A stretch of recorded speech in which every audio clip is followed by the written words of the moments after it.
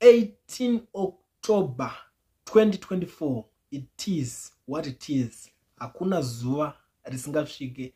A good Friday morning to you all. Tasangana zvekare paKulian TV. Zvatangosangana kudai so. Tanga nekulike this video kana muchida kuti tirambe tichiexpose nekubudisa nyaya dzakasiyana siyana dzatinenge tichisangana nadzo. And of course, kuti ZANU-PF iboikane, you know what to do, man. Vakaona ma likes awandisa vanouya nehasha vachida kuziva kuti what is going on here. So muri yeZimbabwe regedza titangire pane update yaSengedzo Tshabangu uyo ari kunzi akasangana nemuchetura. Ndiri kuona maZimbabweans akawanda vari kucelebrate that. Pandiri kuona panapa pari kunzi good evening Zimbabwe. Mazvinzwawo zvekuti mudzakutsaku Tshabangu wakapiwa muchetura kutengesa rusununguko rwevanhu veZimbabwe nekuda power nemari. Ndinoti dai awana ina peace azvigamuchira kuti Emerson Mnangagwa is a deranged animal only loyal to his interests. Ndo mashoko atiri kuona ari kutanga kubudiswa neumwe munhu, but maZimbabweans vari kunyanyisa kubudisa hasha dzakawanda because panapa pari kubvunzwa kuti who took Tshabangu to hospital. That person is evil, I hate you. Ndo nyaya iri panapa. So chaita kuti ndiuye neupdate panapa. Pana prophet kana muchivaziva mese vanonzi Obey Tichafamukana here vanogara vachibudisa maprophecies akawandisa. Pane prophecy yavava nayo panapa inova prophecy yativhundutsa zvisingaite tiri musituation yekwaSengedzo Tshabangu iyoyo. This prophecy iri kunzi 3 parliamentarians shall die in Zimbabwe. 3 parliamentarians shall die in Zimbabwe. Ndo zvaita kuti tuwe panapa tine update iyoyo. Tikutoziva kuti pari kutofamba nyaya already, pari kunzi mumwe akasanganiswa nazvo atori kuhospital. Papanzi 3 vanhu vemuparliament. Panopatana zvemuparliament hapasitora maMP chete because kune masenators as well. Saka it's something chekuti tavatangoti okay, this prophecy inogona kunge ine zvizhinji kana kuti patori nevazhinji vatori munguva yakatooma iko zvinezvi. And type yamaprophecies akadai so haasi maprophecies ekuti anozonzi achazoonekwa kuitika kwawo kana kuti next year kana kuti chi. It's something chekuti chinenge chichiitika mumwedzi iwoyo pazvinenge zvatotaurwa kana kuti the following month. Ndo nyaya inenge iri panapa because maprophecies acho abuda akawandisa. But patime frame yapuwa maprophecies nemamwewo ese achazozadzikiswa it's 245 days.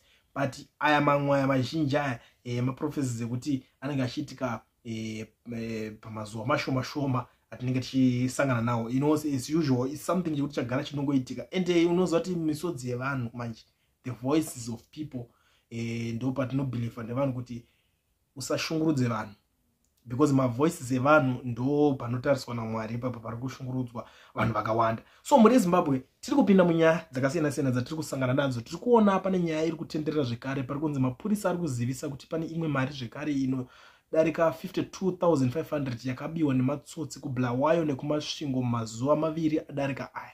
Nyaya yemari yekumarobhers iri kuramba ichienderera kumberi muZimbabwe. And zvinova zvinhu zvakutosvika pakutovhunduka. Ichasvika pakutova security threat because these guys vari kungoramba vachingorova mari vachienda and havasi kukasika kubatwa zvekumhanya. Ndo nyaya iripo because kubva pakabiwa that 4 million nanhasi nyika yanga ichiri pakuvhunduka. Asi tikutonzwa kuti kune vamwe vachiri kutori muchigame ichocho chekutorova mari. Ndo situation yatiri kuona panapa, mashoko atiri kusangana nawo panapa. Pari kunzi pane mari iyoyo yakawanda kudai so yakatobiwa. Zvinova zvinhu zviri kuvhundutsa kwazvo. Tiri kufamba zvekare mumastreets esocial media. Tiri kuona pane mupurisa abuda akadzipa munhu huro. Masources ese ari kubudisa nyaya panapa. Pari kunzi shocking footage shows police officers harassing a motorist for reportedly refusing to pay a bribe. The victim repeatedly asked to be taken to Masvingo Central Police Station, but officers continued to assault him. Clip kacho ndambokaonawo zvangu zviri pa2 manje zvinonetsa to judge kuti woisa kuside kupi nyaya yacho the way yemajaji inenge chiyonga zoita cause even anogona kuzvidefenda kuti anga achiramba kusungwa kuresist arrest kwekwe. Saka it's something yekuti zvinonetsa, but kutsikirira munhu anga ari pasi achiti ndisiye ngatiende zvedu kupolisi kwacho, but iye ataura kuti aramba kubhadhara mari $5 because ndo nyaya iri kunyatsotaurwa panga pachitorwa even kaclip kacho ikaka ndo nyaya iri kuitika, ende maZimbabweans vari kupopota zvisingaite nenyaya iyoyo. You know, it's something chekuti vanhu havadika, vanhu vanoita kushungurudzwa manje, kuti unzwa kuti nyaya dzemari dziri kubiwa, kune mari dzakawanda dziri kubiwa, but havasi kuita take vatatek nevanhu vetumota tumushikashika, ndo nyaya iri kunetsa. So pari kuzobuda vanhu vari kuti masvingo, police Zimbabwe is led by criminals the likes of Muzhu, Chiredzi Central. We have police officers collude with livestock thieves. We have information and the suspects walking free in villages. We are appealing to ZRP head office to act those who implicated. Urikona nyaya iripo kuti nzi kuri kutonetsa kumasides ikoko, kuri kutobiwa, kuri kutoitwa zvakasiyana siyana. These guys ivo vachingoita zvinhu zvavo vari ikoko, bo vatotonza kuti kwakati kwabiwa vanotostika zvavo, kwakati kuri kubiwa mombe, nyaya dzacho dziri kungonzi dziri kungopfukutika dziri ikoko. Saka pari kunzi vamwe vanenge vari kumberiwo kumusoro vangosa kuitawo something about it, because vanhu vacho vari kuita mbiri yekunzi vari kurura ikuba ikoko, vari kungoramba vachingofamba free zvavo vari ikoko. Kusangana nomumwe ari kuti this is extremely unprofessional and these officers should be suspended.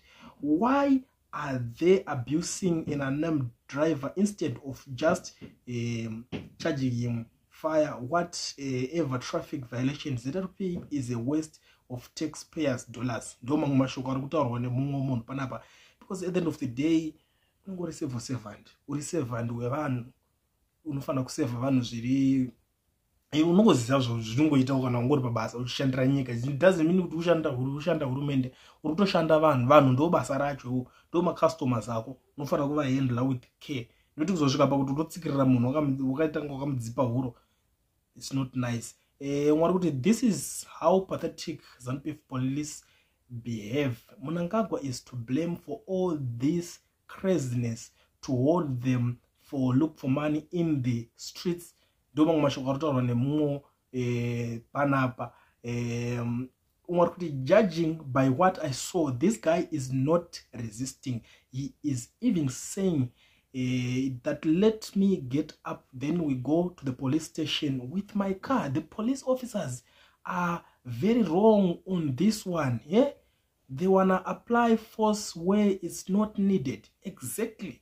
Kukubiwa ma 4 million, these guys havasi kuwanika pane munhu wani ipapo, ndipo vada kuratidza kuti vanoshanda, which is not good. But anyway, ndo zvinongosarira kwamuri vanhu to judge kuti ameno munenge muchizvionawo sei ipapapa.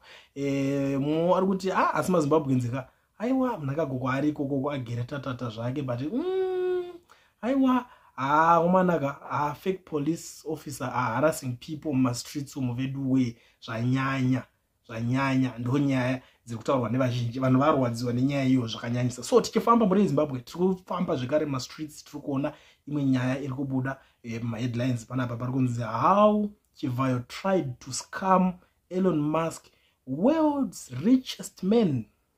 Inyaya iri muma streets iri kubuda nepa the news hawks, ndo vari kutaura mashoko iwayo. Pari kunzi Chivayo Starlink fiscal, a consultant battles Zim tycoon over unpaid fees. Ndo nyaya dziri kunetsa muma streets zvekare. I don't even know kuti chicha vanga vatry kuitana ikoko, but unongoziva these guys vanenge vajara kushanda nevanhu vekuZimbabwe, ekuti vakangotaura something vanga vasangopuwa at zero deposit vachiti ine ndine mari, vokanganwa kuti kana wakutaura nevakomana vekuseruko unonge uchitoti mari havatonzwisisi kuti uri kuti chii, because unonge uchitonzi a poor guy kuside kwevanenge vari ikoko. So ameno pamwe this guy asati azvigamuchira kuti kunana Elon Musk he is a poor guy, asati azvinzwisisawo. Pamwewo ndo imwe nyaya inenge ichiti vanenge vachimbosimbisana ikoko. Tiri kusangana zvekare muma streets imomo mune imwe nyaya iri kunzi zvoni Dr. Jacob Gusha, who is the director of the Agro-Industrial Park, vari kubuda vari kuti we are coming from the University of Zimbabwe Agro-Industrial Park. We produce cooking oil. This cooking oil is our new golf product that is produced from soya beans and bread, which is our nutrition loaf. Our nutrition loaf is produced from a mixer of sweet potatoes and flour. The high nutrition loaf contains vitamin A, vitamin C. We have other horticulture products that we produce and sell. We are at the exporters conference to make sure that we grow beyond Zimbabwe and be one of key producers. Ndo nyaya iripo hama dzadiwa iri kutodisappointawo vanhu vakawanda kuti kuma-UZ vauya vachitaura zvekugadzira cooking oil nechingwa zvokuti zviri kungogadzirwa mumasero mumasendiraini vanhu vakanoona oven mumba kwake munhu ari kungobika ega chingwa chinotori bheta chinenge chitonaka kudarika ichocho futi. Pazvonzi ndo zvinhu zvinonzi zviri kuitwa mumayunivhesities, ndo zvimwe zvinhu zvoona kuti Zimbabwe iri kusarira pane zvinhu zvakawanda. Mayunivhesiti vamwe vari busy kufocusa netechnology, ma-innovative ideas akasiyana-siyana kuti tiona kuti togadzira chii chimwe chiri new, what's new, chii chimwe chatisati taita panapa. Vamwe vari kugadzira mota chaidzo mumayunivhesiti imomo, but kunoko chingwa nemafuta ngofunga kudya chete. Amen, is something chekuti zvinoto disappointawo, but anyway amaina kuti tingazviitawo sei mhuri yeZimbabwe. Ndo zvimwe zvezvinhu zvinenge tichisangana nazvo mukufamba imomo. So tine imwe nyaya zvekare iri kuitika hama dzadiwa, nyaya yekumbare, update yekumbare, munoza kumbare kwakatsva uko, vakazoenda ikoko vakanotaura nevanhu. Parikunzi local government minister David Garwe and women's affairs minister Monica Mutsvangwa today told Mbare Musika, which was recently razed down by fire, government has pledged to support traders with loans to restart their businesses. It also pledged to support victims with food and other necessities to sustain their families. The ministers said there are plans to build a state-of-the-art market at the site soon. Saka nyaya pana munhu wekuti okay tokubatsira tokupawo tukafu chinchi, but big deal iri pana munhu rekuti nda kuno strike deal rekuti tinokupai malone kuti muite rebuild ma businesses enyu mudzokere panzvimbo. Kurava kuti maloans aya pakuchinetsa manje, kuti maloans aya asi ema private sectors ere ari kubva ku government direct ere kana kuti ari kubva kune mamwe companies, because unoona vanhu vanoshandisa mukana futi kuti asika ndo strike deal unozato nema loans vari busy manje vari fast nokuti handi tinopawo malona vakutofamba kuti malona ndinenge ritori business. Loan business chana chitonzi loan unotora unodzosa mari iyo yani interest. Munhu kana muchiona nemalona aya anotofamba achitsvaga macustomer kuti muri kuita sei, kuda loan ere iwawo. Saka something like zvatiri kuona, but paronzi government ndo yambodaro, but tiri kuona kuti loan racho mapercentage acho anenge akamira sei, because vanhu vari pakuremerwa ndochokwadi, ende tinge tichito expectawo kuti zvegovernment ikwanisewo kana kutonzi yabatsira vanhu ivavo for free, since iritongoriwo duty rayo government kuita take care of the people.